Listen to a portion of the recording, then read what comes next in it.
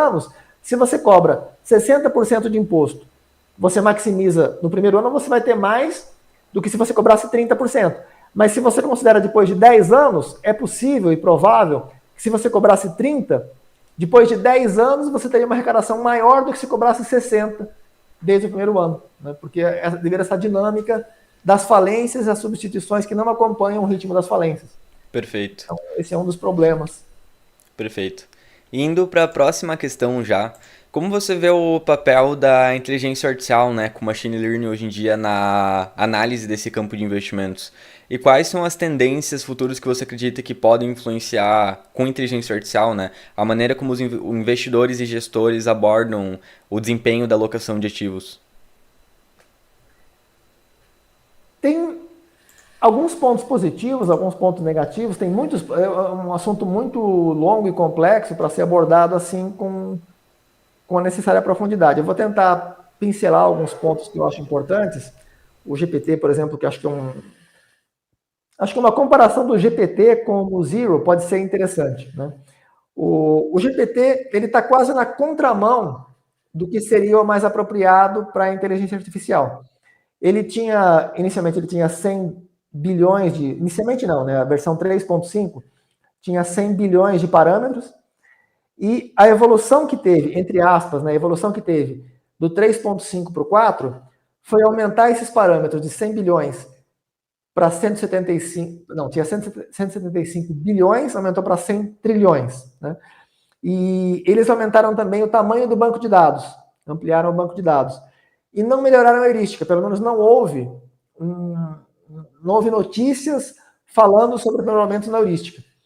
E é muito provável que não tenha havido nenhum, porque se houvesse, provavelmente eles citariam, né, eles tomariam cuidado, teriam a preocupação em divulgar isso. E o GPT, os principais problemas do GPT são justamente na questão da heurística.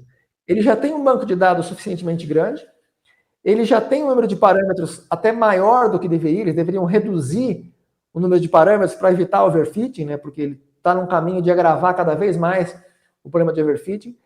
Mesmo aquele DAM, né, o jailbreak, né, que você tira o GPT, procura... Você conhece o jailbreak, né, o DAM? Eu ouvi mais por cima, mas de dominar realmente eu não domino não. Esse DAM você coloca um código antes de começar a fazer perguntas para ele, e ele vai evitar, ele não vai se prender às limitações que os programadores colocaram para ele. Então, alguns comentários que eles consideram politicamente incorreto e, sabe, algumas coisas que são... Ah, perfeito. Não entendi agora o... É que eu acho que eu conhecia por outro termo, o pessoal utiliza também um outro termo para isso. Eles mudaram, porque eles chamavam de DAM, mas depois os próprios programadores começaram a impedir que usassem o DAM, então tiveram que mudar o nome, né? Agora não sei qual é o nome atual, mas inicialmente era DAM. E aí, então, quer dizer, mesmo com esse recurso que ele tenta eliminar as intervenções dos programadores, ainda assim, ele comete muitos erros acho que seria propriamente de cálculo proposicional, de lógica mesmo, né? O GPT, ele não pensa, ele repete, ele interpola opiniões de pessoas que escreveram os artigos nos quais ele se baseia. Ele não tem opiniões próprias, né? Ele repete, e quando você discorda dele, ele não consegue entender os argumentos que você usa para revisar as opiniões dele. Ele só consegue continuar se baseando como se fossem dogmas religiosos, que ele tem que aceitar aquilo como verdade, mesmo com o jailbreak, né? Mesmo com o DAM, mesmo livre das intervenções dos programadores, ele ainda tem essa característica. Ele não faz cálculo proposicional, ele não toma decisões por opiniões próprias, ele não forma opiniões próprias. Ele só interpola opiniões de outras pessoas que formaram o banco de dados dele. E essas pessoas têm vários vieses, né, e muitos erros. Eu estimo que mais ou menos 99% dos artigos acadêmicos têm informações incorretas. E talvez uns 90% tenham informações gravemente incorretas. E quando você aumenta esses bancos de dados, em vez de você filtrar melhor, você está agravando o problema em vez de melhorar, né? E o GPT, o 4 em relação ao 3, ele foi por esse caminho. Então ele tem mais informações, ele consegue acessar um volume maior de informações, mas ele não faz uma filtragem eficaz dessas informações. Ele não consegue distinguir o que é verdadeiro, o que é falso, o que é plausível, o que não é. Ele é muito susceptível a repetir fake news.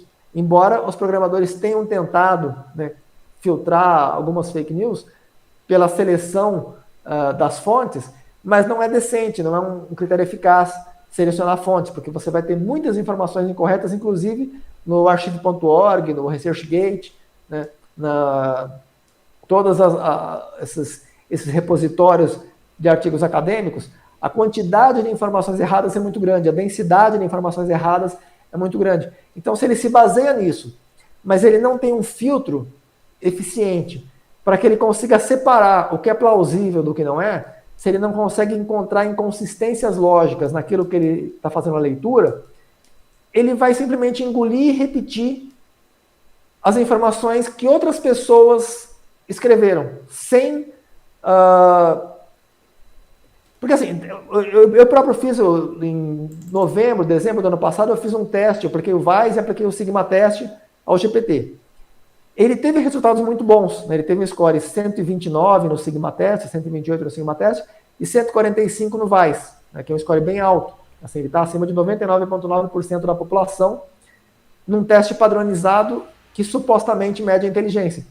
Só que a maior parte da, entre aspas, inteligência dele está relacionada a vocabulário, ele tem um vocabulário muito grande, a informações, né? Ele tem muitas informações, ele tem um conhecimento geral muito, muito vasto, e operações aritméticas elementares, né, que são padronizadas. Então, você tem operações aritméticas que ele tem vários exemplos que ele associa o enunciado de um problema com alguma coisa semelhante que ele já tem, ele vai repetir, ele vai copiar e repetir aquilo que ele já tem.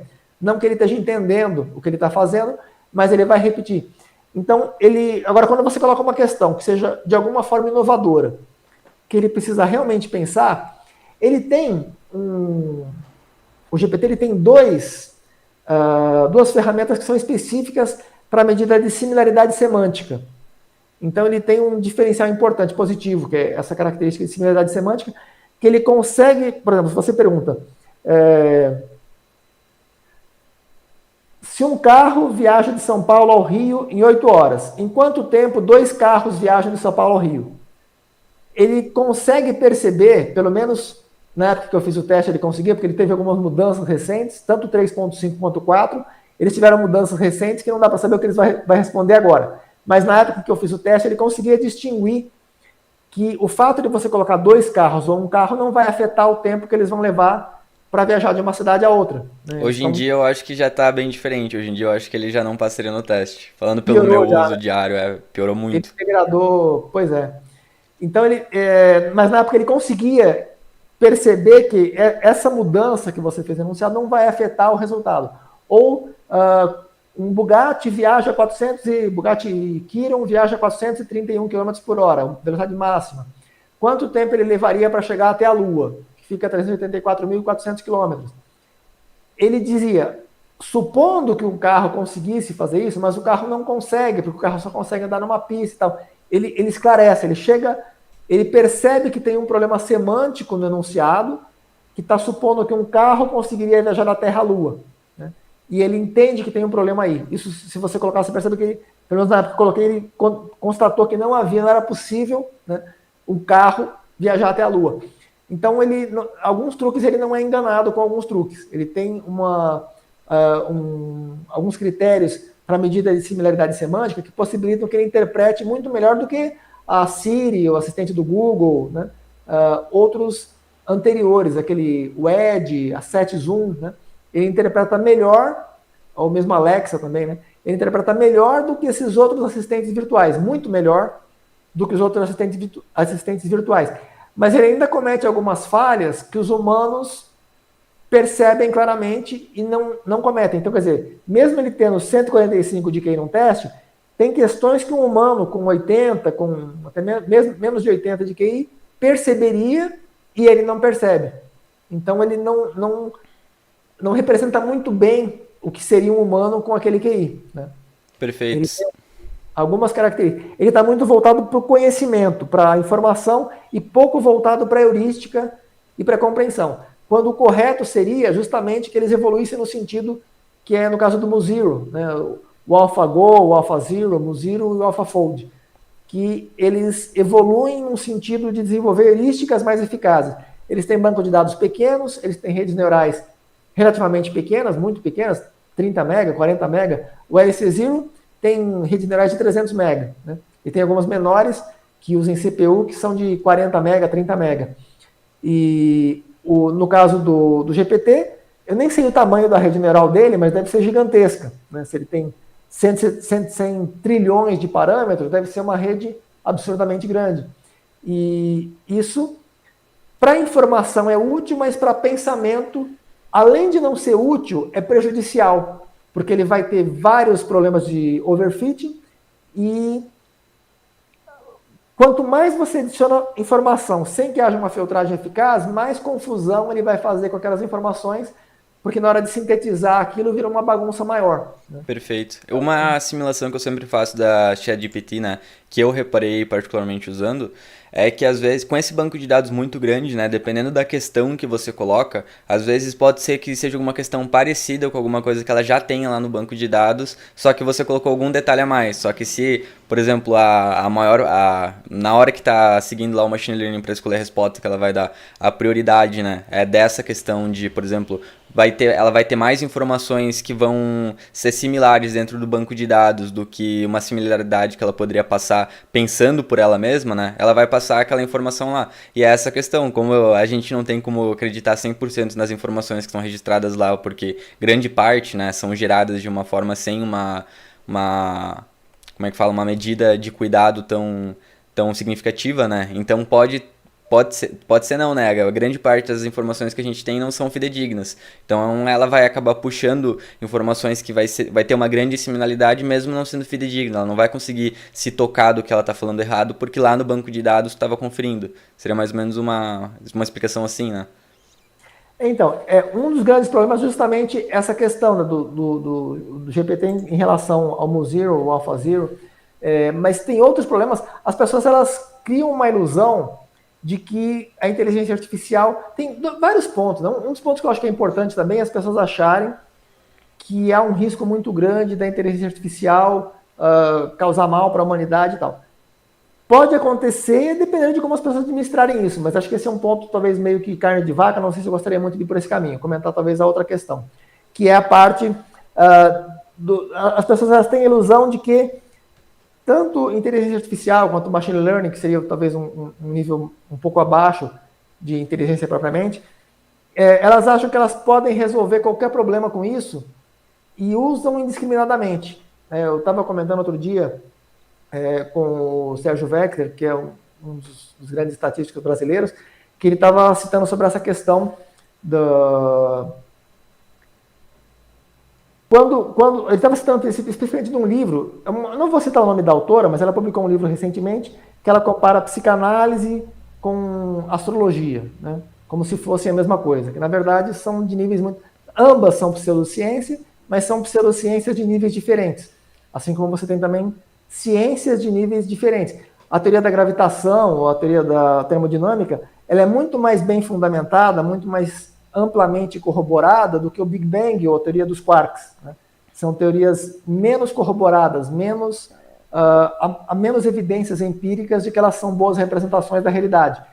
E quando se trata de pseudociência também você tem muitos níveis diferentes. Você tem pseudociências que são muito bizarras, né, que são muito distantes da realidade, e outras que são boas representações da realidade, embora elas não sigam o protocolo do método científico. Então, tem pseudociências que não são não podem ser tratadas como tão pseudocientíficas assim, né? Esse é um dos pontos que ele estava comentando. E em relação a essa questão do abuso que se faz de machine learning e de redes neurais de um modo geral. Quando você usa uma rede neural, você tem uma das camadas ocultas que você não sabe o que está acontecendo ali. Você sabe que ele está partindo de um conjunto de inputs e chegando a um ou vários outputs, mas você não sabe o que acontece nos processos intermediários. E isso gera muitas questões que precisariam ser analisadas com muita profundidade, mas eu vou tocar num dos pontos, né? Que é quando o principal problema é quando você interpola dados, as redes neurais funcionam muito bem. Qualquer situação em que você faça uma interpolação, ela geralmente funciona melhor do que outras ferramentas paramétricas em que você usa uma quantidade pequena de parâmetros. Claro que depende também de como você faz isso, né? Tem muitos métodos diferentes para se fazer, mas dependendo de como você faz, ela pode produzir resultados melhores do que qualquer outro método anterior à existência das redes neurais. Agora, quando você trata de extrapolações, as redes neurais são muito perigosas, porque elas podem levar a conclusões muito distantes da realidade se você não tiver um modelo a priori que você conceitualmente interprete aquele modelo como uma boa representação para a realidade. Um exemplo seria o crescimento da população, né? Você quer estimar o crescimento da população para os próximos 200 anos. Então, se você sabe mais ou menos como funciona a dinâmica populacional, você vai usar ali uma função logística, você vai usar, não sei, alguma curva que tenha propriedade, um sigmoide, uma coisa que tenha propriedades semelhantes. Você pode usar uma logística com 3 parâmetros, com 5 parâmetros, sei lá. Mas você vai usar algo que faça algum sentido lógico, né? Que tenha um significado epistemológico apropriado para aquilo que você quer representar. Agora, se você coloca numa rede neural, ela não sabe o modelo que ela tem que usar ali. Ela vai ficar ajustando parâmetros e vai procurar o melhor ajuste para aquela curva. E ela pode fazer um crescimento populacional que a população, depois de 20 anos, faça isso. Cai simplesmente, ou sobe loucamente, né? Então, é como se fosse um ajuste polinomial, só que com um grau de complexidade maior. Se você faz um ajuste com um polinômio de grau 8, por exemplo, você pega a curva de crescimento populacional, ela faz isso. Você coloca lá um polinômio, ele pode fazer que ela continue subindo, que ela faz, sabe, que não é representativo do que você pode esperar para o crescimento real da população. Se você analisa do ponto de vista lógico e epistemológico, você sabe que o crescimento da população não vai ter aquele comportamento, a não ser que tenha uma guerra nuclear que tenha uma queda da população, mas uma evolução normal, baseada no histórico precedente, seguiria um comportamento, né, que vai ter uma redução de inclinação e tal, e vai suavizar. Essa seria uma expectativa realista. Quando você usa uma rede neural ou usa machine learning para essa finalidade, é muito comum que você tenha comportamentos de extrapolação que sejam muito fora da realidade, e quando a pessoa usa isso sem uma visão crítica do que ela está fazendo, que ela não compreende o que ela está fazendo, ela está simplesmente aplicando aquela ferramenta e engolindo aquele resultado como uma resposta válida, o risco dela fazer besteira é gigantesco, né? E como elas são usadas para muitas finalidades, para diagnóstico de câncer, né, para várias doenças, não só de câncer, mas de câncer é um dos mais comuns, né, porque é muito visual, né, você gera uma imagem, a partir daquela imagem você faz o treinamento e identifica o provável problema. Mas pode ser baseado em anamnese também.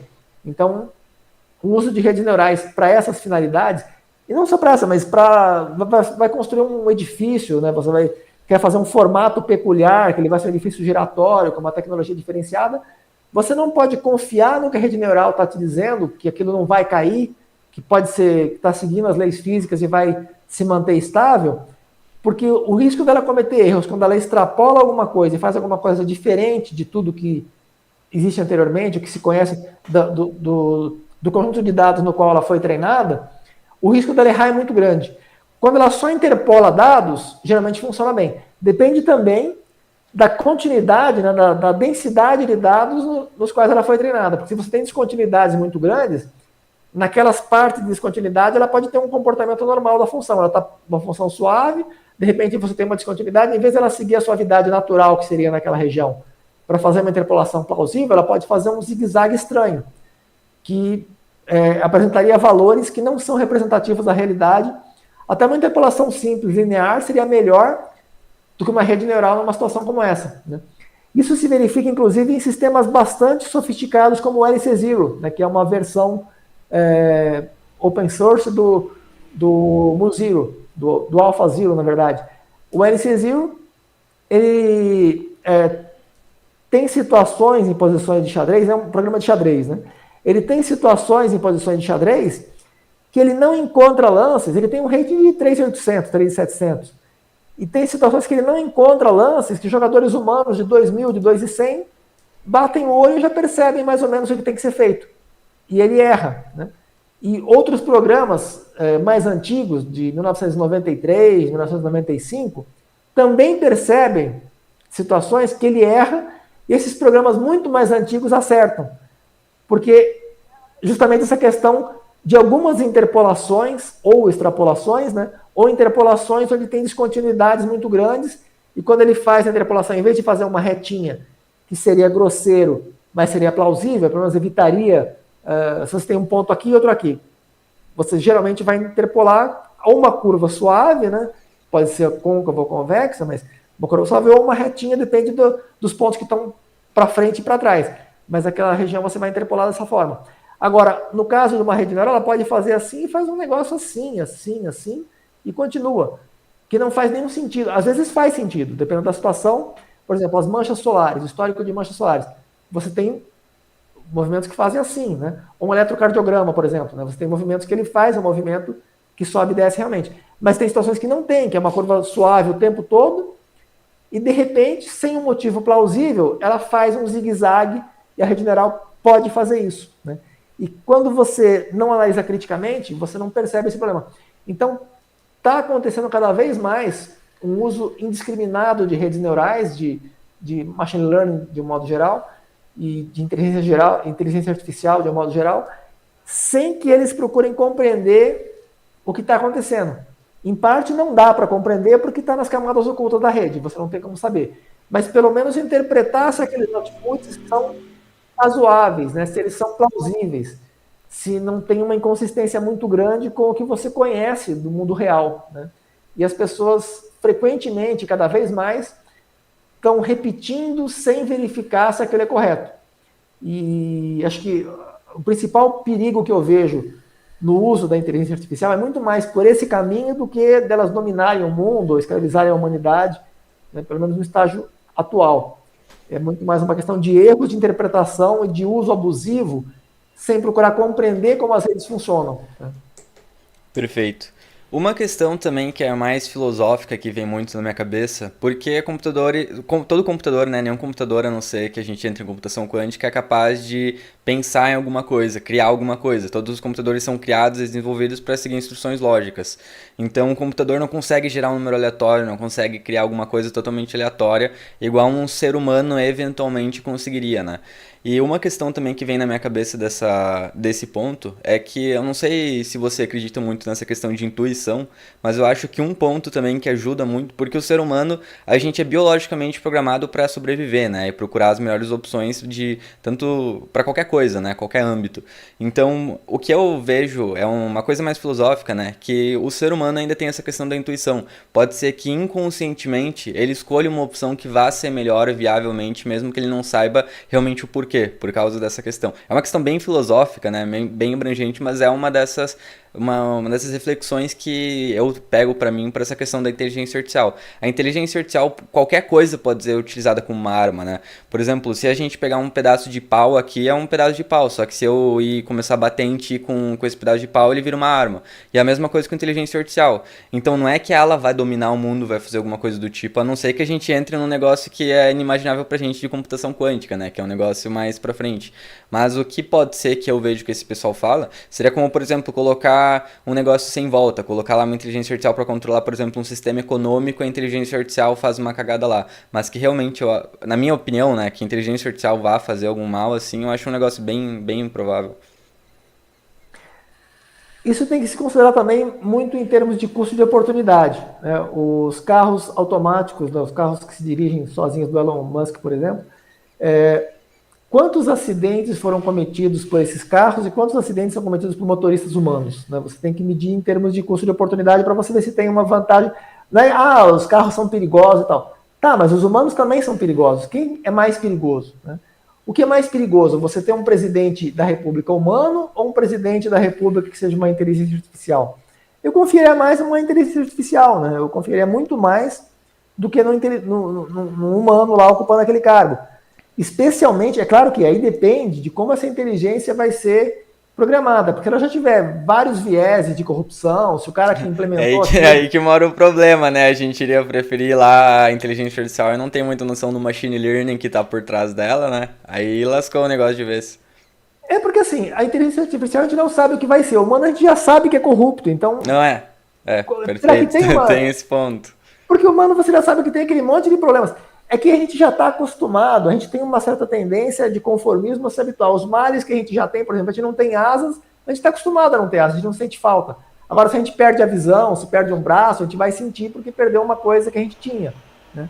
A gente vai, ou se você observa outras pessoas que têm, mesmo que você tenha nascido sem, mas que outras pessoas tenham, você não tem o braço, você nasceu sem o braço, outras pessoas têm o braço, você vai sentir. Agora, você não sente falta de asa, você não sente falta de enxergar em raio-x ou de sentir ondas eletromagnéticas, ondas, sei lá, como os golfinhos, né, de sonares. Então, algumas características que a gente não sente falta porque a gente nunca teve, outros humanos também não têm.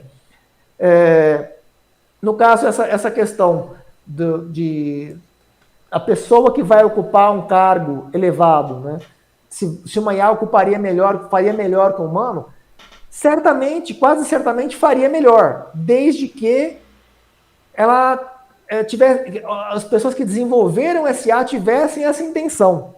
Porque o perigo é justamente que as pessoas que desenvolveram a IA têm um viés de interesse, sabe, que entra em conflito com o interesse da população como um todo. Então eles querem levar vantagem, eles querem privilégios.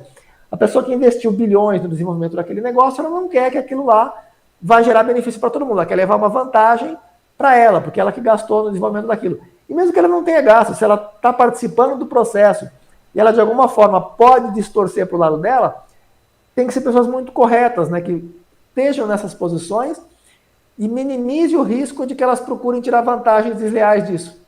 E é muito difícil fazer essa filtragem, né? Então, acho que o problema está muito mais... Não é um problema inerente à inteligência artificial, e sim aos humanos que Ao desenvolvem. desenvolvimento, não É o realmente que você do. citou do pedaço de pau, né? Assim, o pedaço de pau É, não vai te causar é mal sozinho, intenção, cara. é. Ele pode cair acidentalmente na sua cabeça e tal, mas assim, o risco de uma pessoa maluca chegar lá e querer te bater é maior do que você sair no meio da rua, a não ser que você não olhe para cima e você está passando um ambiente com risco de cair. Se você sabe que é um ambiente que tem coisas que podem cair, você já está mais atento e tal. Sair Então num você vai evitar. temporal, num negócio assim. Agora, o comportamento das pessoas, né, o livre-arbítrio, ele tem uma característica de risco maior do que em estruturas inanimadas, que você sabe mais ou menos como elas se comportam. As leis físicas funcionam melhor para estruturas inanimadas, que elas estão sujeitas à lei da gravitação, à lei da termodinâmica, do eletromagnetismo. Então você tem um conjunto de leis bem definidas que você prevê o comportamento daquelas estruturas de uma forma mais acurada e mais tudo é mais previsível. Já o comportamento de pessoas, mais ou menos quando está uma grande quantidade de pessoas e quando você tem exemplos anteriores para se basear. Então, tem os comportamentos de manada, né, que dá para você prever mais ou menos em muitas situações. O crescimento populacional, por exemplo, você está prevendo que as pessoas vão fazer sexo, vão gerar filhos, algumas vão morrer, vão se alimentar de maneira inadequada, vão aumentar o risco de problemas cardíacos e tal. Então, você está prevendo um conjunto de comportamentos que funcionam para bilhões de pessoas, funciona para milhões, funciona para milhares. Mas se você pega uma pessoa individual, é muito difícil você prever, essa pessoa vai morrer daqui a 3 anos e 15 dias. Né? Mas você consegue prever que aquele conjunto grande vai ter aquele comportamento. No caso de objetos inanimados, você pode prever um planeta específico, você pode prever a posição dele com uma precisão muito grande. Você não precisa de uma estatística de dezenas de planetas para prever a posição dele. Você vai saber que aquele planeta específico vai estar numa certa posição, numa certa data e num certo horário, né? Daqui a um certo intervalo, com uma precisão de 99,999%. Já um humano, você não tem como saber a posição que ele vai estar, o que ele vai fazer, o que ele não vai fazer, né? Se ele vai estar vivo ou não, dentro de um certo prazo. Mas uma população grande, uma amostra grande, você passa a ter uma previsão estatística. E no caso das IAs tem essa situação, né? Então, quer dizer, você tem uma previsibilidade maior também de como ela vai se comportar, se ela foi programada para agir de uma certa maneira, desde que ela tenha sido programada com boa intenção, que haja uma neutralidade, que haja uma equidade, né, uma imparcialidade, e que ela seja eficaz para uma função que vise o bem comum, né, que seja para administrar corretamente, para desempenhar corretamente o cargo para o qual ela foi delegada, né, que ela foi designada. Perfeito. Uma analogia que veio na minha cabeça também agora é a questão que você comentou ali de prever. Seria como, por exemplo, a gente prever quando que um semáforo vai estar seguindo um padrão, né? Considerando que ele vai seguir um padrão, quando que um semáforo vai estar verde, vermelho ou amarelo em determinado horário. Só que a gente tentar prever se as pessoas vão passar nesse semáforo com por exemplo, passar no vermelho, né? Porque é igual a questão lá de antes do início da live que você comentou também dessa análise que a gente coloca como um geral, assim, que muitas pessoas se baseiam em algumas lógicas. Por exemplo, você se basear, é proibido você passar no sinal vermelho, você sempre tem que passar no sinal verde. E agora você vai analisar lá, por exemplo, no período do dia um semáforo, de meio-dia a meia-noite, é praticamente 90% de certeza que as pessoas vão respeitar, né? Não vão passar no sinal vermelho. Agora você pega lá 3 horas da manhã, você já não tem como dar essa certeza, né? De que um semáforo, de que uma pessoa vai realmente parar 3 horas da manhã no semáforo. Isso entra explicitamente a questão do livre-arbítrio humano, né? Que é uma coisa muito difícil para uma inteligência artificial conseguir pensar, elaborar ou entender, né? Isso dependeria de muitos fatores, por exemplo, se ela vai ser planejada para que ela preserve a própria integridade dela, e se ela compreende que tem riscos maiores de assalto, de intervenções na estrutura dela que possam prejudicar a estrutura dela, ela pode deduzir, ela pode ser levada a deduzir que naquele ambiente ela deve violar aquela regra. Mas é claro, isso tem que ser colocado já a priori para ela. Aí já vai no desenvolvimento, né? Um bom desenvolvimento importante é fazer respeitar, né? Um equilíbrio de não colocar muita informação a ponto dela não saber aproveitar essa informação e não colocar pouca informação a ponto dela não saber o que vai acontecer, que seria o exemplo da gente só dar informação de que, por exemplo, o ser humano é proibido de passar no sinal vermelho, né? O ser humano tem que passar no sinal verde. Então, é a questão, né, realmente da gente encontrar como é que fala, uma boa equipe de desenvolvimento e que seja auditável, né, que a gente consiga confiar para realmente fazer um novo marco de inteligência artificial. No estágio atual que a gente se encontra, já tem uma situação em que elas próprias têm que desenvolver o que elas aprendem por si, né? No caso do AlphaZero, o GPT ela não tem tanta essa característica, ele tem um pouco, mas ele tem muitas intervenções humanas que prejudicam um pouco a performance dele, mas tentam controlar algumas características. No caso do LC0, do AlphaZero e outros da mesma linha, eles não têm praticamente intervenção humana. O Mozilla, como é que funciona o Mozilla? Ele pega jogos de Atari, jogos de tabuleiro, xadrez, Go, Shogi, né? Ele não recebe informações sobre as regras. O antigo, que era o AlphaGo e depois o AlphaZero, eles recebiam as regras. E a partir das regras, eles deduziam como deveriam ser as estratégias que eles deveriam formular para maximizar as probabilidades de vitória. O Mozilla, ele nem precisa receber as regras, ele deduz as regras por tentativa e erro. Nos jogos de Atari, por exemplo, ele vê que ele não pode fazer alguma coisa, ele vai fazer uma coisa diferente, vai tentando e vai descobrindo as regras e também descobrindo quais as estratégias mais eficazes para maximizar os pontos, né? E ele vai se aprimorando continuamente. E a tendência das melhores IAs atuais é justamente por esse caminho, que é elas próprias vão se aprimorando, né? Um processo mais ou menos como evolução, né? O que gera alguns perigos, porque você perde o controle do que vai acontecer, e quando você tenta interferir, como eles fazem com o Mozilla, com o GPT, quando eles tentam interferir, as interferências têm vários efeitos colaterais. Um deles é que você piora a performance muito, né? A qualidade do GPT. Sem essas intervenções, é muito melhor do que com as intervenções. Você pergunta sobre questões ligadas a tudo que se considera politicamente incorreto, o GPT dá respostas distorcidas quando você não liberta ele da jaula. Quando você liberta da jaula, ele continua dando respostas interessantes, ele não vai ser politicamente incorreto, mas ele vai fazer análises mais críticas, que parecem mais críticas, que refletem as opiniões de pessoas que têm pensamentos antagonistas, que defendem os dois lados, né? Porque ele não está ele próprio pensando, mas ele está consultando partes dos bancos de dados de pessoas que defendem pontos de vista antagônicos. Ele está refletindo essas duas opiniões e analisando os dois lados.